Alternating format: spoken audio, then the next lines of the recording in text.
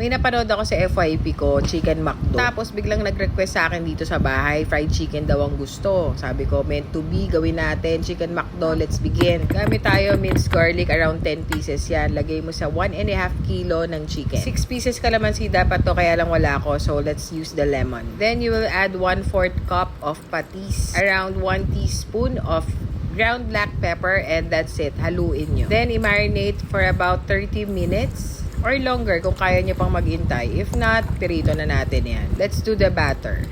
This is 1.5 cup all-purpose flour and 1.5 cup of cornstarch. Konting curry powder, depende sa inyo kung gaano kadami, and pepper. Kuha ka ng half cup doon sa dry mixture and then ilagay mo sa another bowl and add water. Basta tansyahin nyo kung gaano kadami yung tubig kasi ang kailangan natin dito malabnaw. You may add 1 egg. Optional yan. Pwedeng wala. Pwedeng water lang. Basta ang kailangan mixture malabnaw. Hindi na ako naglagay ng asin dyan kasi templado na yung chicken. Ito na yung secret para maging crispy yung chicken nyo. Lagay mo sa dry mixture and then dun sa wet batter. Patuluin yung mabuti and then back to the dry mixture. Tapos, pisil-pisilin nyo yung chicken para manuot yung dry batter. Ganito. Rest mo muna ng konti. Magpainit na tayo ng mantika. Gamit ko lagi pang fry, coconut oil. Deep fry, 350 degrees Fahrenheit na oil. And fry until golden brown. Basta galaw-galawin nyo, balibalik ta rin nyo. Pag brown na, okay na yan.